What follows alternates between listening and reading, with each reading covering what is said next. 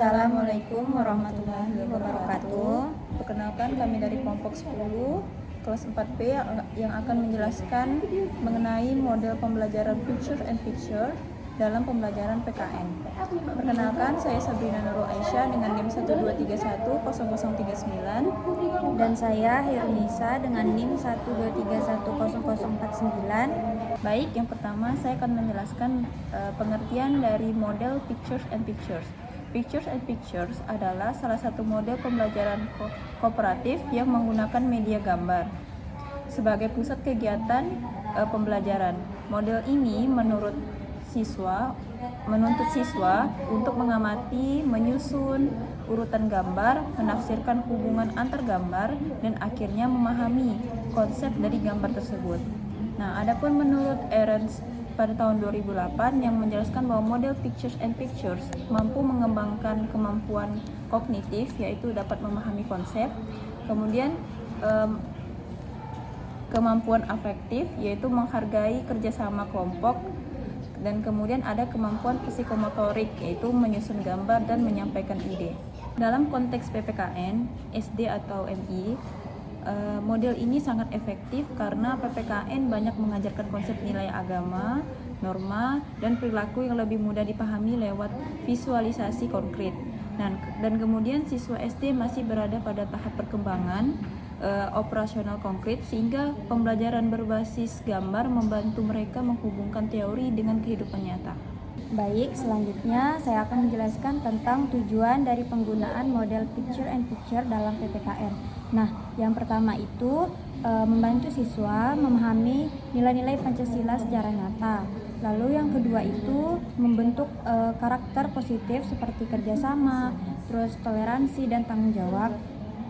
Lalu yang ketiga itu menstimulasi siswa untuk berpikir kritis dan logis terhadap peristiwa sosial di sekitar kita.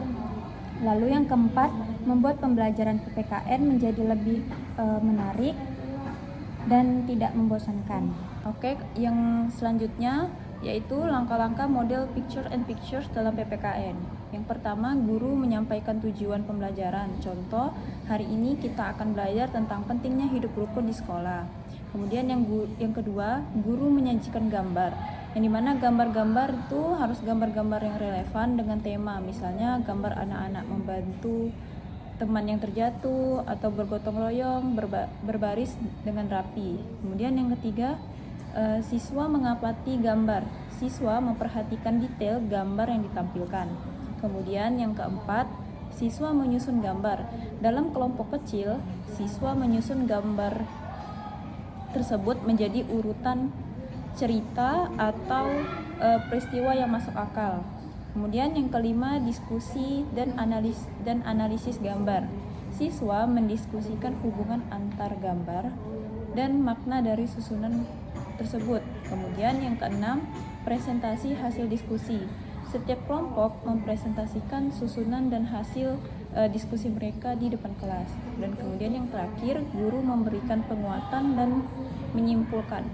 Guru meluruskan pemahaman dan menegaskan nilai atau konsep PPKN yang menjadi tujuan pembelajaran. Nah, selanjutnya kelebihan model Picture and Picture dalam PPKN.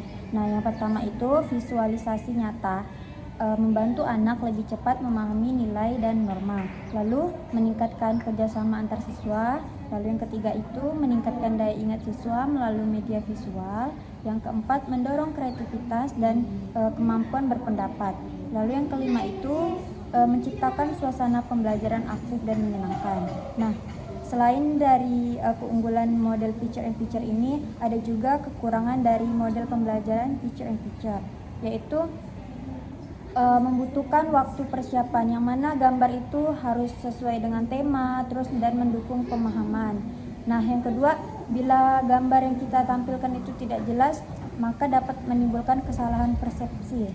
Lalu yang ketiga itu membutuhkan keterampilan guru dalam memilih, terus menyusun dan juga mengaitkan gambar dengan tujuan pembelajaran. Baik, selanjutnya yaitu contoh penerapan model picture and pictures dalam materi PPKN SD atau MI. Yang pertama, contohnya materi hidup rukun di lingkungan sekolah untuk kelas 2 SD atau MI. Gambar yang digunakan bisa berupa ada anak yang membantu teman yang terjatuh, anak-anak yang membersihkan kelas bersama, anak-anak berbagi alat tulis, anak-anak bergotong royong di kebun sekolah. Nah, kemudian alur kegiatannya siswa mengurutkan gambar berdasarkan situasi yang paling saling berhubungan. Kemudian diskusikan makna sikap rukun dan tolong-menolong di lingkungan sekolah. Dan kemudian siswa menyimpulkan manfaat hidup rukun di sekolah. Nilai yang ditanamkan yaitu toleransi, kerjasama, dan rasa persaudaraan. Kemudian untuk materi yang kedua seperti hak dan kewajiban sebagai warga negara untuk materi kelas 5 SD atau MI.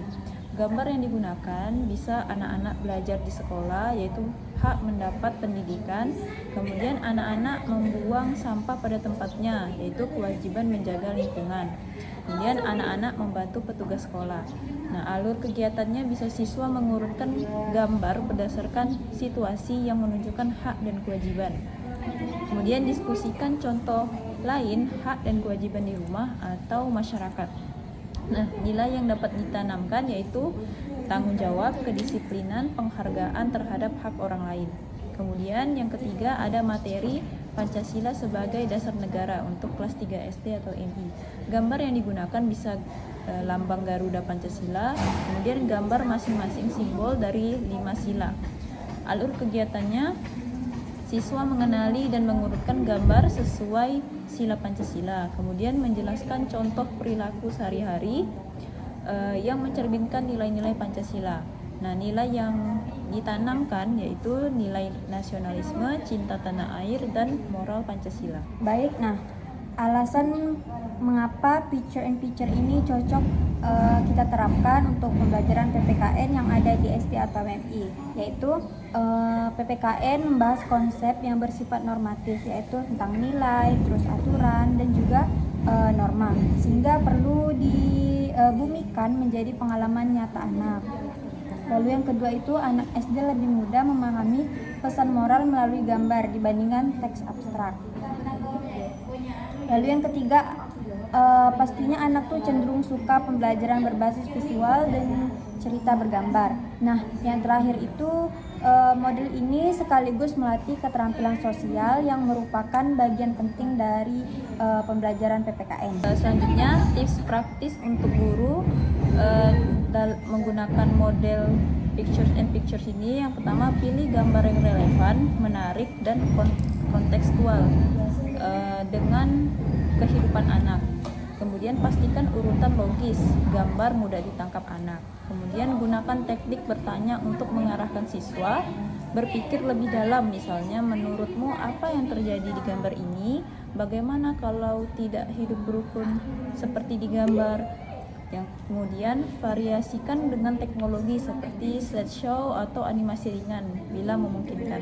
Nah, dari penjelasan yang sudah kami paparkan tentang model pembelajaran picture and picture, maka dapat kami simpulkan bahwa model pembelajaran picture and picture dalam PPKN yang ada di SD atau MI menjadi metode efektif untuk membantu siswa memahami nilai-nilai penting seperti hidup rukun, terus hak dan kewajiban, nasionalisme, dan juga toleransi. Nah, meningkatkan partisipasi aktif siswa dalam pembelajaran, kemudian membentuk karakter positif sejak dini.